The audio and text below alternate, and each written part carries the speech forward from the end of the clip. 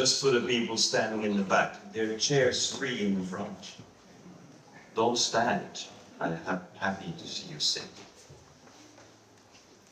Turn on this microphone.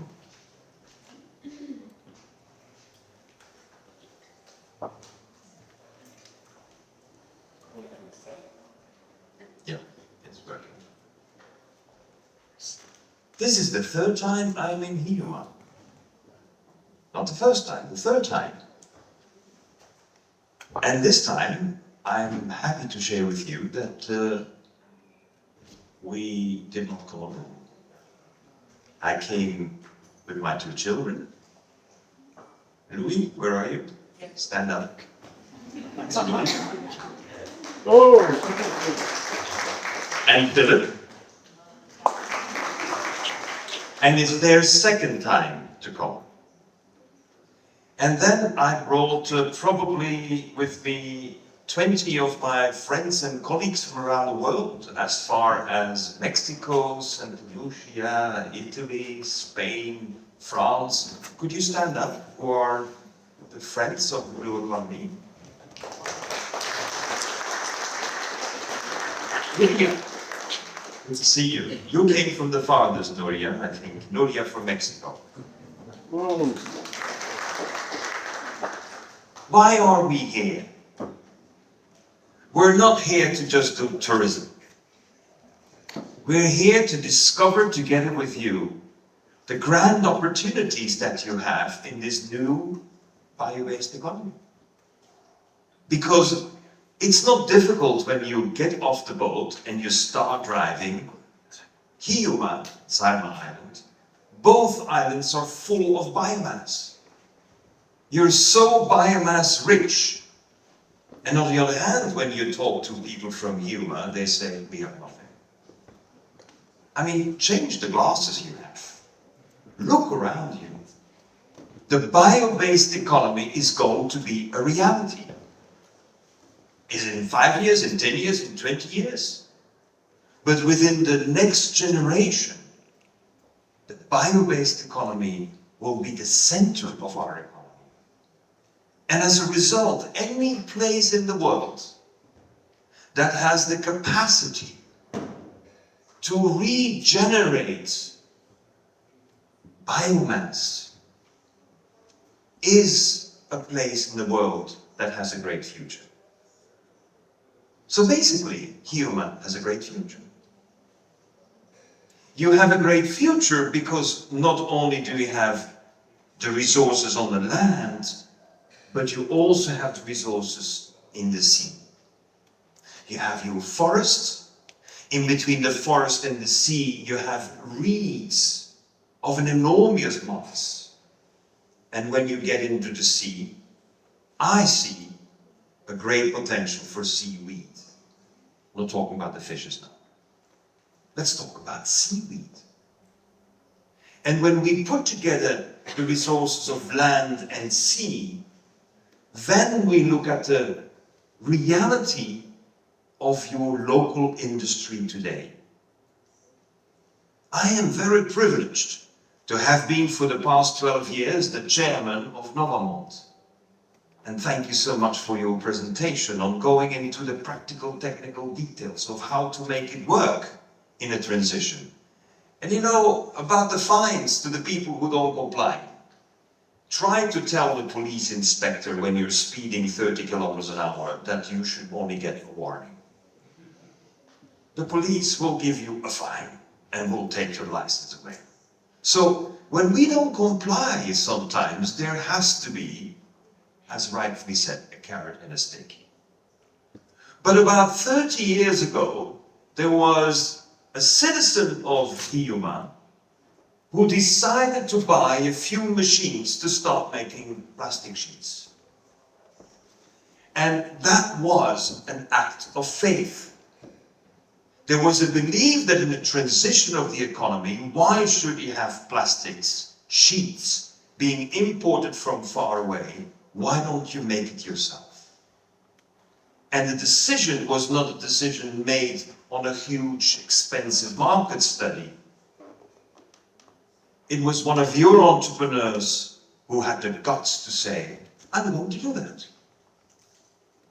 And all of a sudden, that initiative of getting the first machines in place got onto the radar screen of a Swedish investor who decided that this was a great base to start expanding in the Baltics, and acquired the company.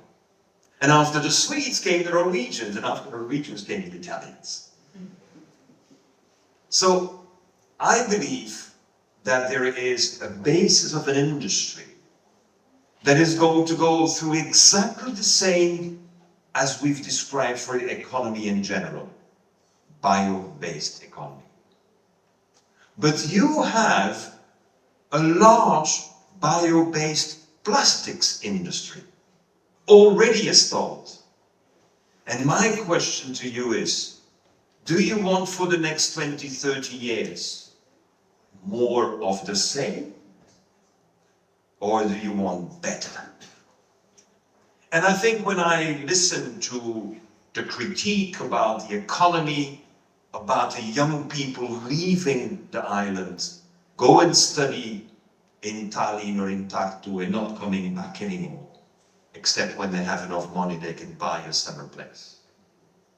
Is this the economy you want? Or would you like to have sufficient challenges and sufficient opportunities offered so that young people study in are keen to come back and create that bio-based economy? And that is the reason why this time we've come with about 20 of us. Because I would like to listen to my friends who come from around the world and who have experience in working in this bio-based, zero waste, zero emission, blue economy, whatever you call it. But what are the opportunities we all see? And we want to communicate that with you. So therefore, we're spending 3 days on listening and looking. And by listening and looking, we hope to come to a dialogue about what we think is possible. Now, having had the opportunity to be here already for the third time, and having had the opportunity to engage with both the local policymakers as local entrepreneurs and teachers, I know that it is a challenge to turn the economy around, but I would like to speak to you with a bit of life experience. In 1987 was the first time I read about the problem of climate change. 1987. Some of you weren't born. When in 1987 I learned about the problem of climate change, I said there is only one option: zero emissions. Zero.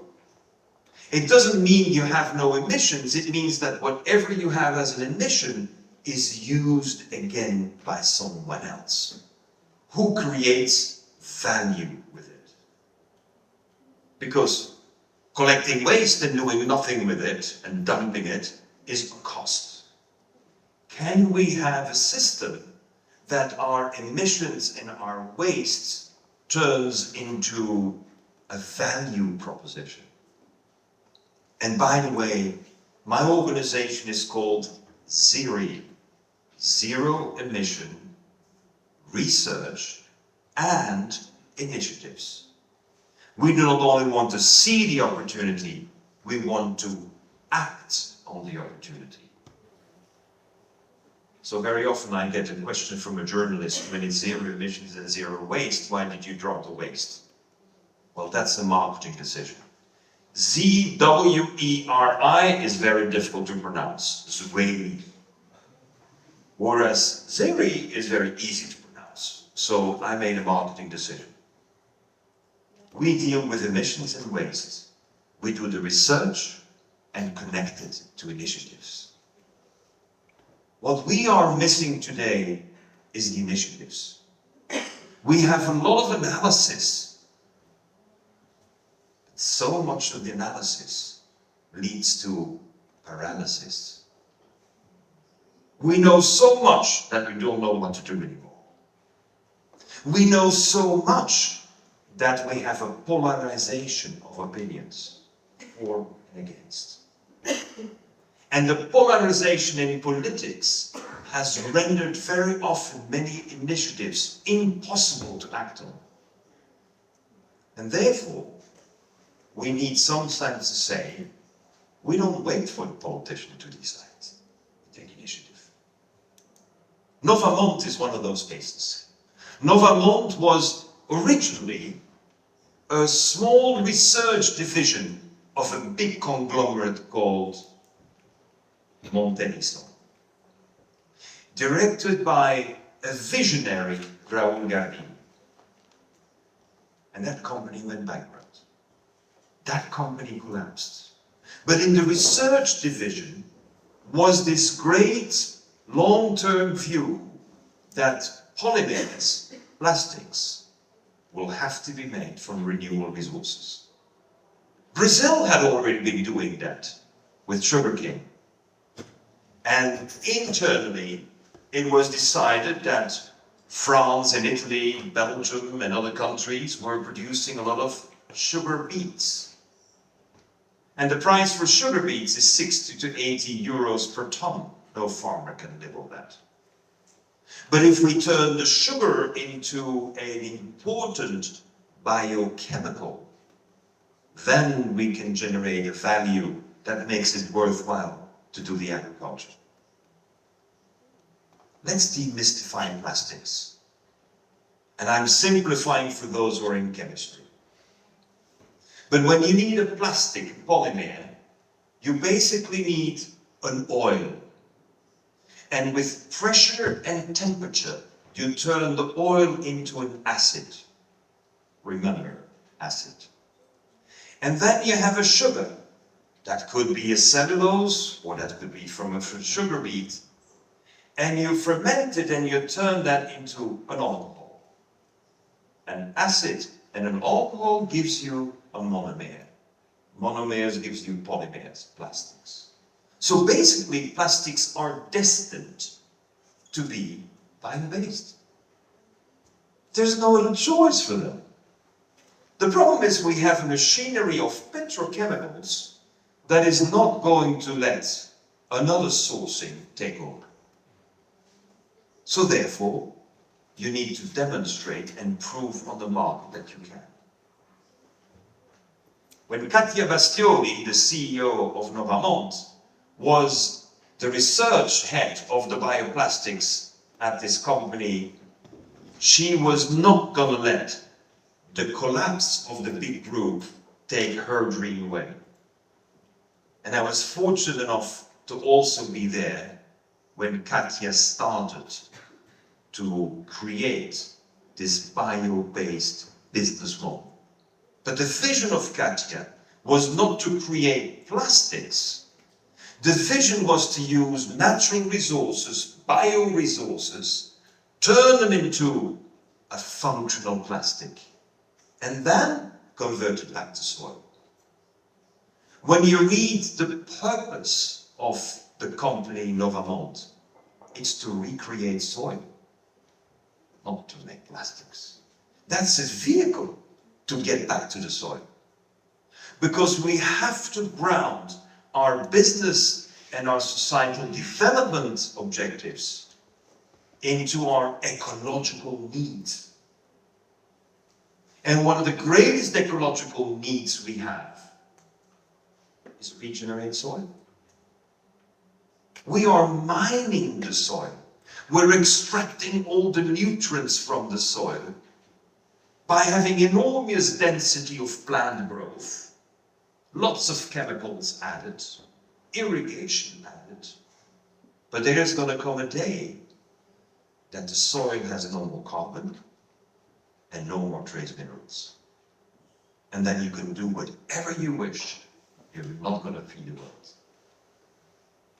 So the vision of Novamont has been a vision that I have been able to work with from the very beginning. But there is a second component that is exceptional with Katia and her extraordinary team, is that they will never work with a green field. This is a nice way of saying, we're happy to take over petrochemical facilities that don't work anymore and we turn them into bioeconomy facilities. This is what has happened already several times. This is the kind of messaging we want to bring around the world. Me as chairman, I'm not involved in the day-to-day operations. But what we think is important is that as a business model, you want to do good, and as was rightly said, the shareholders never got dividends. Because when we made the agreement more than 30 years ago, the agreement was that either you think you spend the money best, or the management decides how to best spend the money. And what a great vote of confidence of the shareholders to have permitted this company to grow. Now, the move towards the integration of biobank was a very logical move from a strategic point of view. Whereas everyone in the world was learning in the MBAs, the Masters of Business Administration, how to do outsourcing. At Novarmont, we focused on the vertical integration. From the farmer to the soil. This is the real circular economy. You receive from the farmer and you give back to the farmer. And the whole value chain in the middle is what makes the economy not only grow, but that is what makes the economy become sustainable. What we see in Hiiumaa today is an opportunity to do something that every business has to do. Move up the value chain. Generate more and more value. Have more and more benefits. As chairman, I think it would be very important that at some point in time, Novarmont will have at least 80% of its energy covered by its own efforts. Because that's what is done in Bottrige, that is what done in other factories that we have, where we will focus on getting our own energy, because that is resilience. That is not about cost-cutting drives. That's about being resilient, because we know with this present geopolitics of war that we will need to secure our own energy, our own food, bioresources, and our own maritime transport. So after these decades of globalization, where we learned during the COVID that it's so fragile, that a simple little virus can actually flatten all the activities, we need policymaking that drives us towards resilience. Because resilience is a value in society. And we're not only aiming to generate jobs and generate the revenue, we're aiming to have the value of resilience in society. And no better place to create resilience as an island. Islands are unique to create resilience because most of the islands in the DNA of the people who lived on the island for centuries, resilience was the name of the game. It was not profitability or tax planning. It was how do we secure we get through winter? How do we secure that we get the next generation motivated to stay with us, to be with us?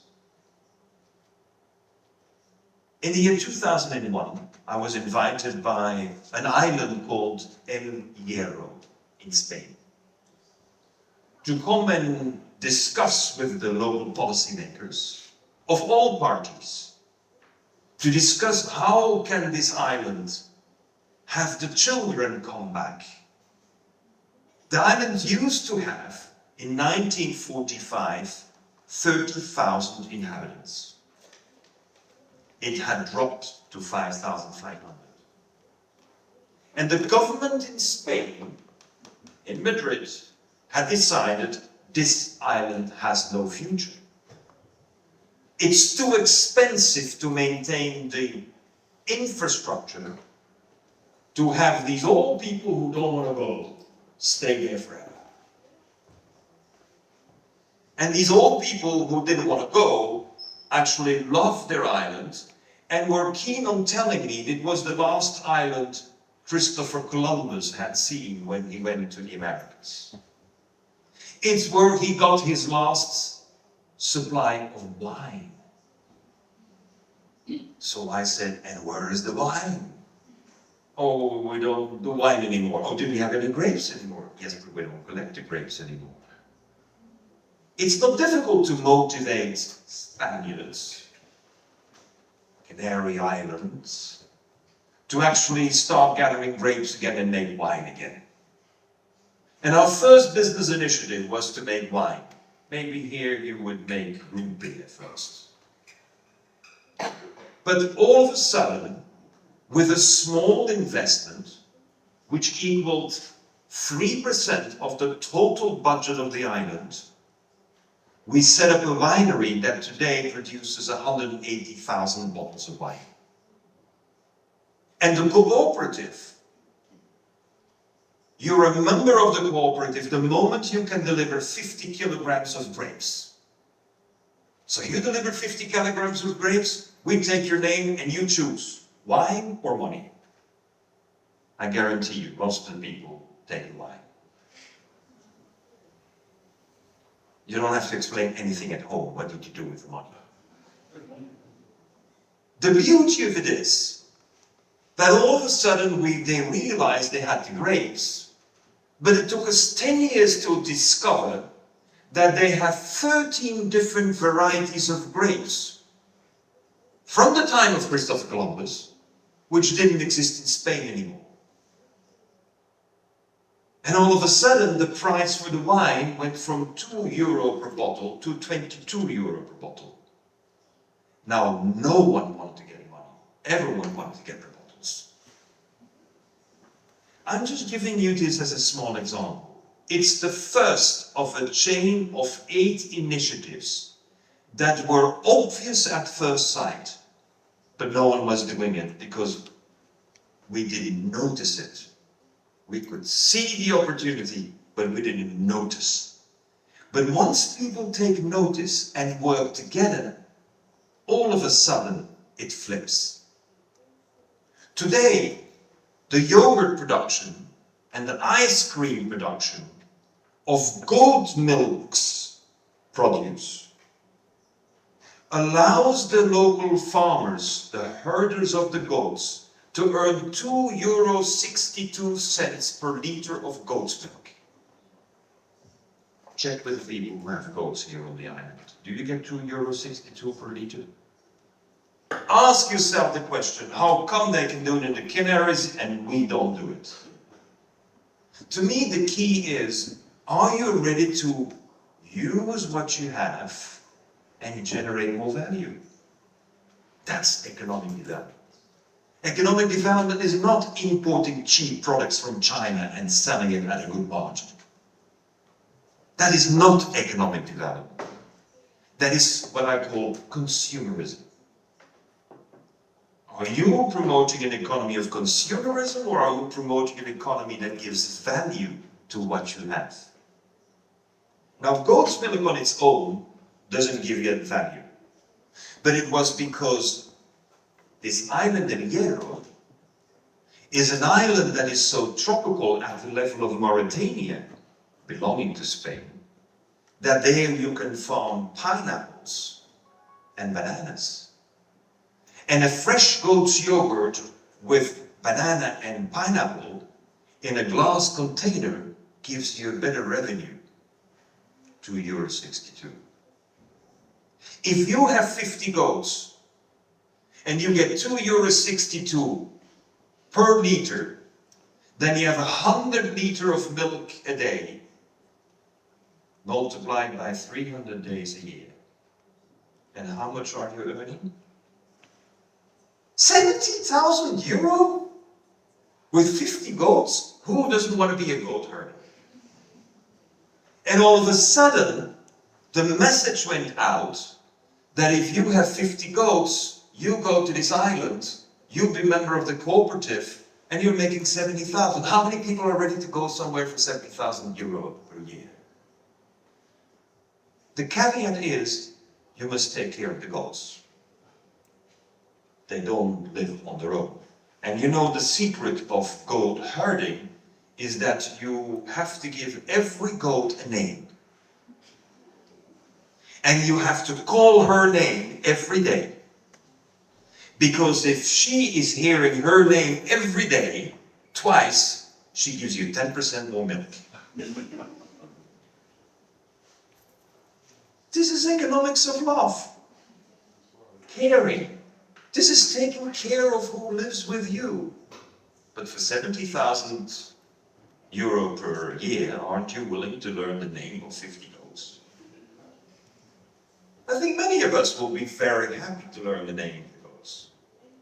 So I talked to you about the grapes and the goats, but as a result, when these 8 initiatives were implemented, and the government hadn't really taken care of the infrastructure of energy and water and internet, all of a sudden, the infrastructure was collapsing.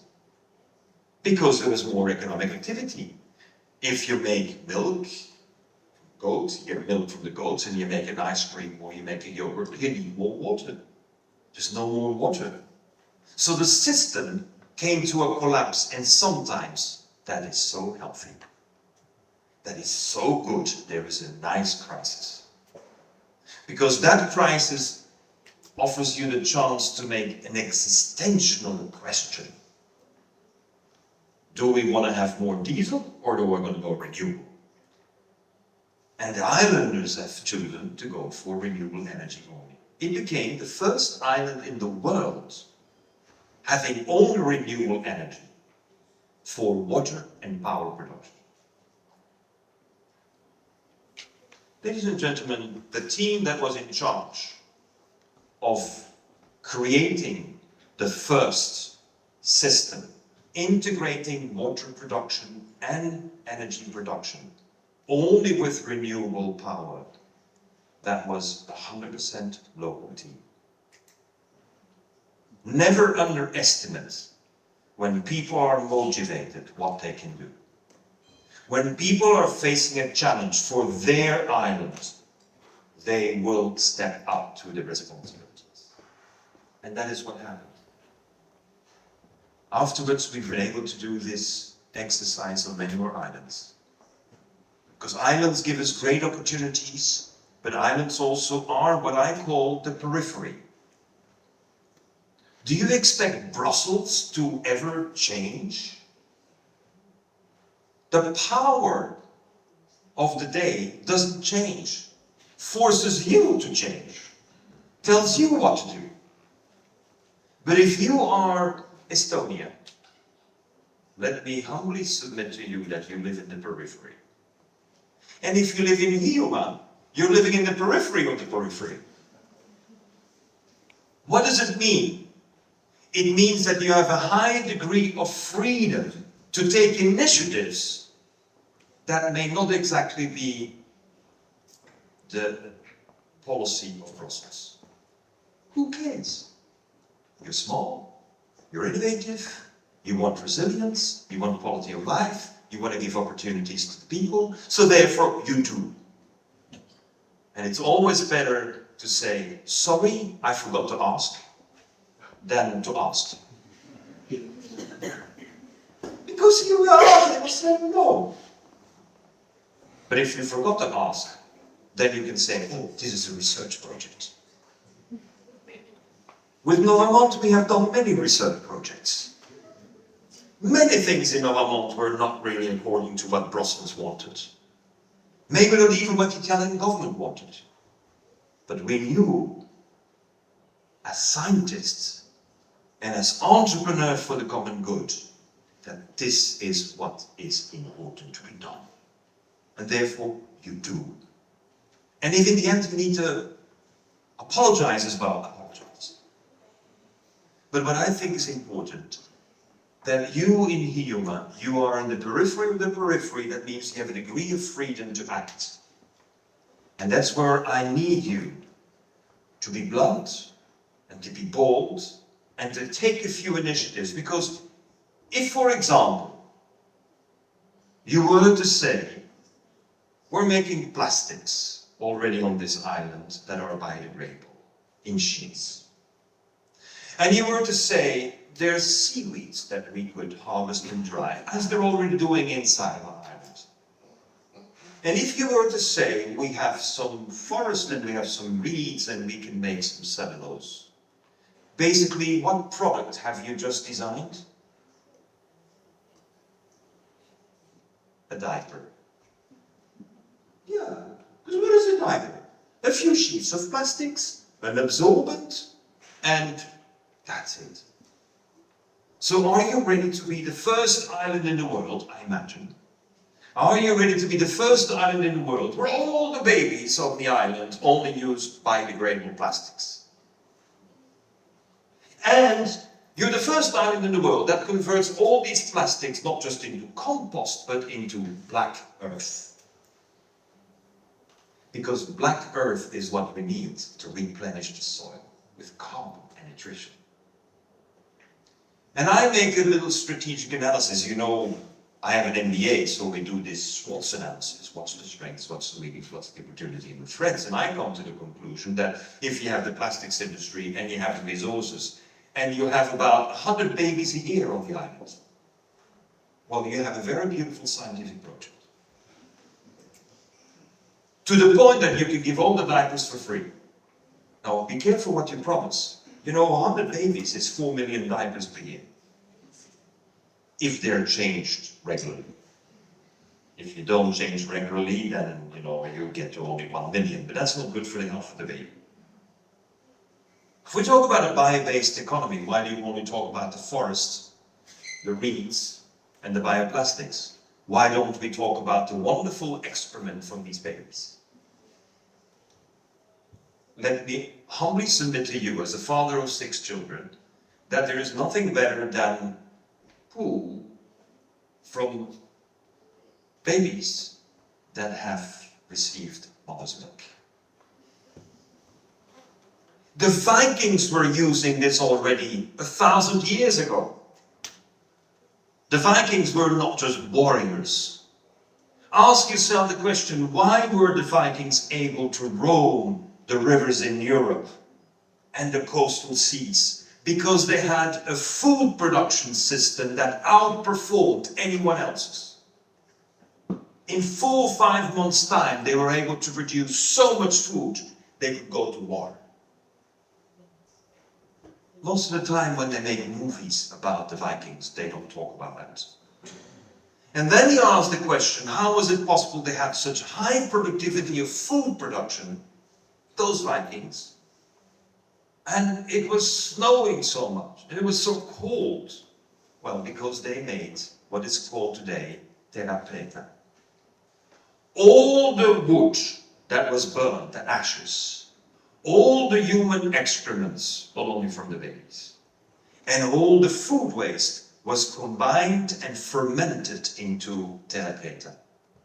South of Gothenburg, all the way down to Malmö, we have discovered these thick layers of 1 to 2 meters of terra preta. Pure soil, thick black soil, with a 25 to 30% concentration of carbon. You know what it is when you have 30% of carbon in your soil?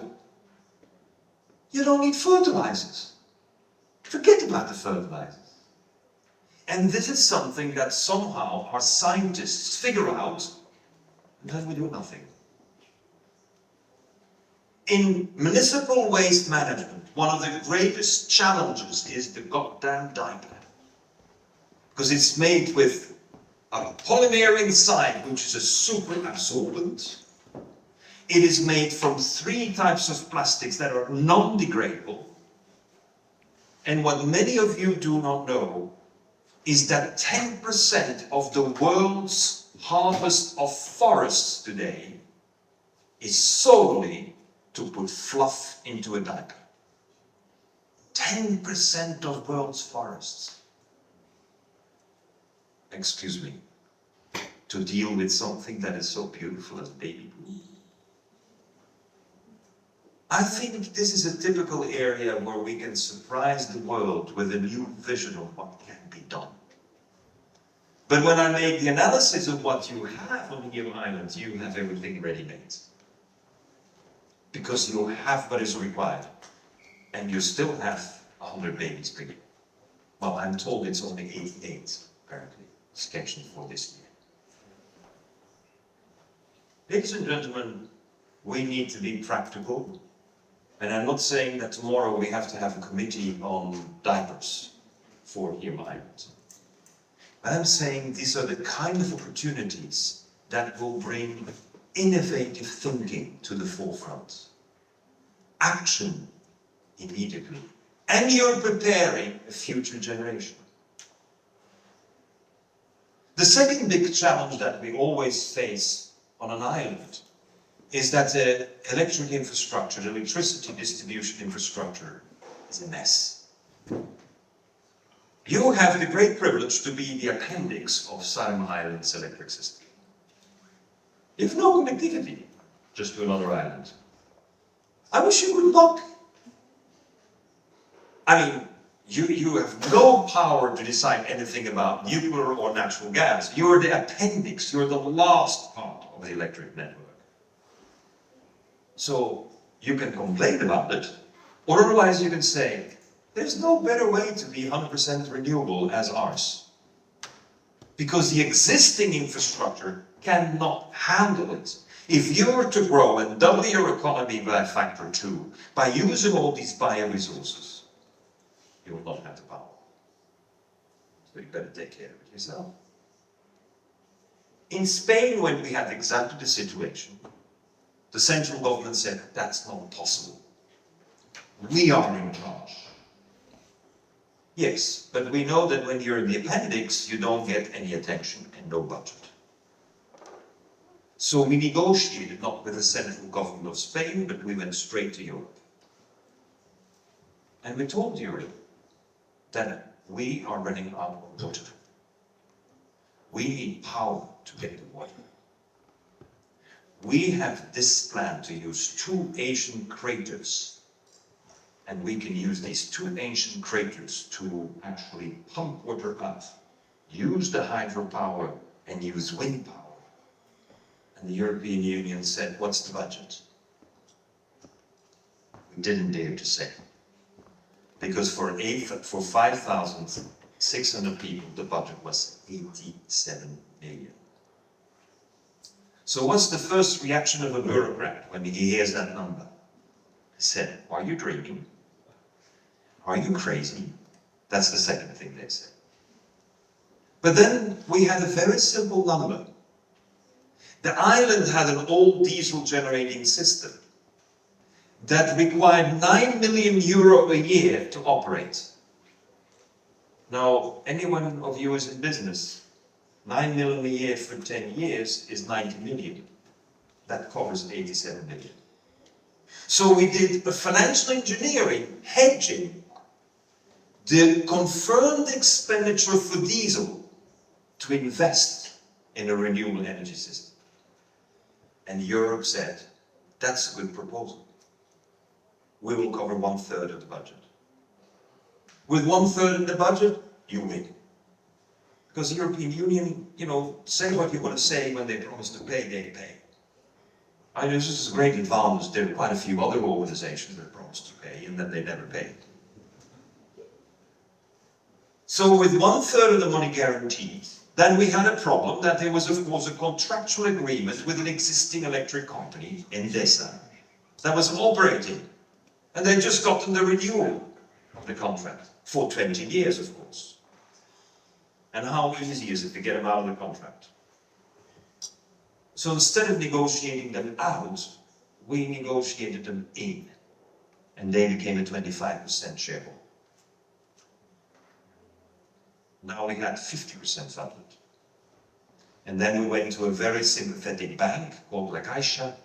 You may know it, one of the most stable and solid banks in the world, and they funded the rest. Ladies and gentlemen, whenever you take an initiative that is out of the ordinary, you need a financing that is out of the ordinary. Because ordinary financing will never cover you. Never. So put in your mind, I'm going to be crazy on the project, but I'm going to be crazy on the funding as well. And these kind of projects, a diaper project you can do crowdfunding, but not an electric project. And therefore we need people who are ready to do the financial engineering. Financial engineering is key at a small level. Because a project for Hiiumaa is not the billion-dollar project that gets the big banks in the world excited. It's too small, really, to be of interest. My interest has always been to secure that we have not one initiative, but a portfolio of initiatives. And since one of the greatest challenges is to secure the attraction of the island to young people who would automatically decide to emigrate somewhere else, you need for the young people between 12, 14, 15, 16, something that really makes them tick. What makes a young person tick today? Is it TikTok?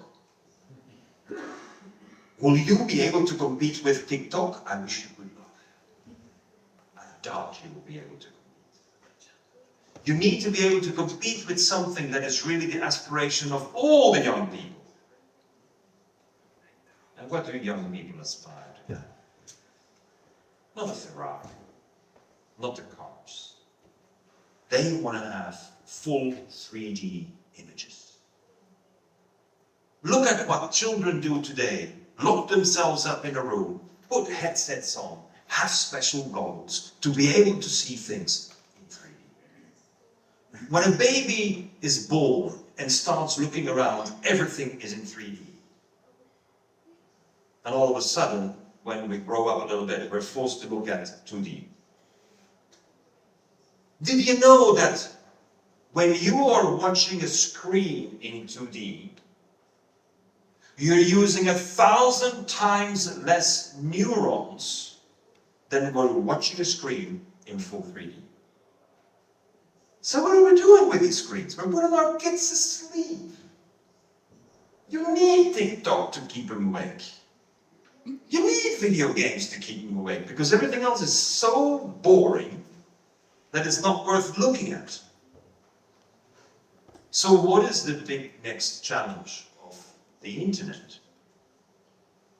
Which cannot be done for a big city at once, but which can be pioneered in areas like yours, is what I have labeled 3D internet. Today the protocol already exists of having the internet in full 3D. What's the problem? The problem is twofold. The first problem is that we have screens that gives you everything in 2D and are not able to do 3D. And why can't the screens do it? Well, in the first place, because we don't have the data transmission capacity. When you think 5G is a solution, think again. 5G is a joke. If you want 3D. 5G is fantastic if you want to stick to HTTP. Yes. If you want to stick to hypertext, let's not forget this is hypertext. This is a text that is digitized. Oh, what's exciting about a digitized text? Nothing. It's not exciting. I mean, you need a lot of hype to have this ChatGPT presented as being AI of the future, artificial intelligence of the future. How can you ever have artificial intelligence that is merely looking at text? Nothing to see with intelligence. You can market it as intelligence, but it is not. What we're in need of is a full 3D perception of reality as the world out there exists. And so therefore, the first thing that is required is not just the screen, the interface that gives you the 3D, but second, you need transmission speed of the internet. That is really high speed. And high speed is not 5G. High speed is 20, 40, 50 gigs per second. And that you can never do with a radio wave. When I was driving through Hiiumaa last night to get to our wonderful place to stay, I see all these antennas. And I'm saying, have these people never studied the laws of physics? May I remind you the laws of physics? May I ask you the question? What is fastest? Radio, sound, or light? We all know it's light. I mean, light is 300,000 kilometers per second. And then we put all data transmission on something that is going to do us radio transmission. We will never have the transmission capacity with radio waves, 5G, 6G, 7G, 10G, whatever is on a radio wave is obsolete when you want to go to 3D. So what am I suggesting? Why don't you become the first island to go for full 3D? What do you need? Light. Well, I looked, you have a lot of electricity and light bulbs. I think every house in Hiiumaa has a light bulb, right? Is that a correct assumption? Or you have still people living in the dark? So when you have in every house a light bulb, that means in every house you can have light-based internet. Oh, now we're talking about something interesting. Forget about the 5G, you know, or let them do what they want to do. But do what is really important. If you were to create a hub where young children can operate artificial intelligence in full 3D at 20 gigs per second, you will have an island that is full winter and summer. We did one trial in the Netherlands, and we just put 3 light poles with a big light, and we offered 1 gig per second. They were queuing to be able to stand underneath the light pole in the rain. Because what happens if you're playing Minecraft and you have a 1 gig connection? You win.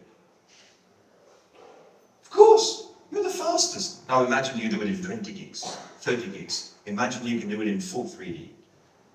Ladies and gentlemen, I need to share with you that there are a lot of technologies arriving, a lot of philosophical concept of society already there. Zero waste is a concept that is broadly accepted today. Net zero is accepted as a concept. Now, how do we fill it in? With very basic projects that respond, what I call, to the basic needs. We need to have things that respond to what we need, and let me tell you, ask any parent if they need a diaper when they have a baby. I guarantee you they will say indispensable. So if you have something that is indispensable, you have no risk in taking an initiative. Isn't this beautiful? You have no risk. Because your market is guaranteed, and you can calculate, thanks to the fertility rates, you can calculate exactly what is required. You can put up for Saimaa and for Hiiumaa a little factory that makes 10 million diapers per year. And you will cover your own needs. The bioplastics that are already made in sheets here. And if you are interested in an internet, just do a little consultation with kids from 12 to 14 and ask them, not ask them, show them a screen of 3D. Full 3D, without glasses and without headsets, and ask them if they would like to play with that. What do you think their response is? They don't wait for a response, they will go for it. What we're in need of today is to change our approach to doing things. We have always been in this planning mood. It's interesting, we blame the communists to be always stuck in 5-year planning. And now we find more and more companies stuck in 5-year planning. We find governments in planning to 2050. I mean, how can you plan for 27 years ahead? I mean, not even the Communist Party imagined that. And all of a sudden, we're asking everyone to plan for net zero 2050. What we're in need of is not so much the planning for 5 years or 10 years. What we're in need of is the action plan for next few weeks, months. And that is where too often both the entrepreneurs, finance and government has been failing. Because we've been so well educated in this Cartesian way of thinking, of analysis. And if you analyze and analyze, as I said before, you will paralyze. Europe at the moment is paralyzed. Not just because we decided to go for war and not for peace. And we like to blame someone else for taking us to the war. It was not our choice, someone else's choice. That debate is not to the point today. The point today is the schooling that we're offering to our children today and the environment we're offering to our children today is the future that you will have. I repeat. Whatever you're telling kids today at home or at school is the projection of the society. And it doesn't sound good. When we're talking about the environment, it is nothing but bad news. When we're talking about ESGs, SDGs, we're apparently learning the last 2 years that all the SDGs are going negative. While we're trying to have the jamboree and to show that there are some very nice, interesting little examples that are very good examples, they end up being very good stories of the day. But they don't change the distance. Poverty in Europe is on the rise, ladies and gentlemen. Poverty. We thought we had no place for poverty in Europe. We thought we were the rich. We were the science hub of the world. In America, the United States of America, the American dream today is that 25% of the population is malnourished. Either too fat or either too thin. But 25% is simply classified by United Nations standards as malnourished. How can we pretend that we have the solutions for the world? We need to go into a deeper reflection and find out for ourselves what is what we want, hic et nunc, if you studied Latin 60 years ago. Here and now. And I think we all agree what we have today is not what we want, not for us, not for our children. We want better. And one of the greatest motivations for both a societal change, a corporate strategy, and for our environmental mindset is to know that we can do better. So let me conclude.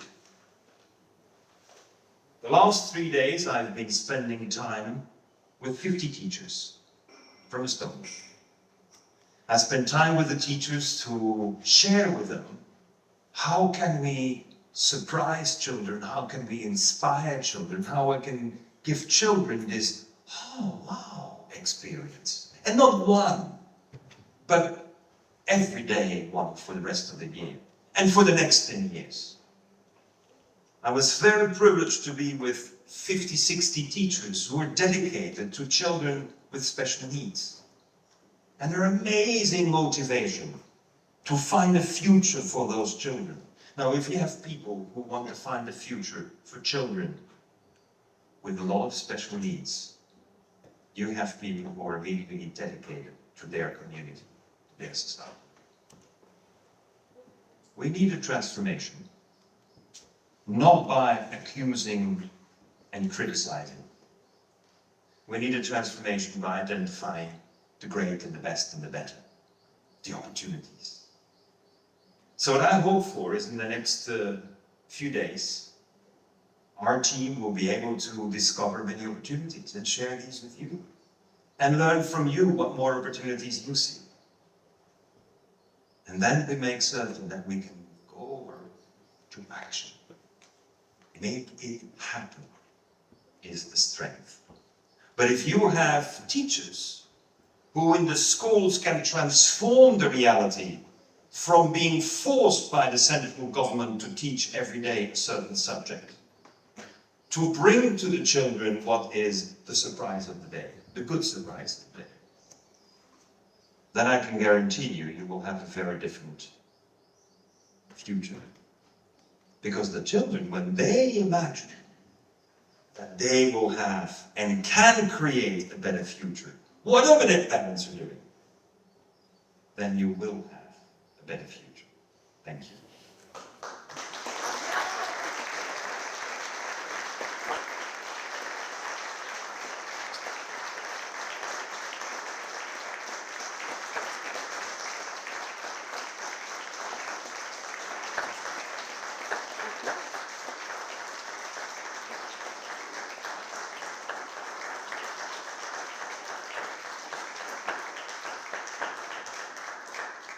May I just say that my son, Philip, will show you the 3D screens he's working with now, outside. Very practical. You can observe how AI is being used in order to create 3D screens. And I think it's just to be very practical. See, are you ready, Philip? Or have you set it up? Just right here in the corner. Second, I do have a few of my Blue Economy books with me in Estonia. And I do have some of my educational material for children with me in Estonian. I have not translated to any other dialects, but let's start with Estonian. Thanks a lot.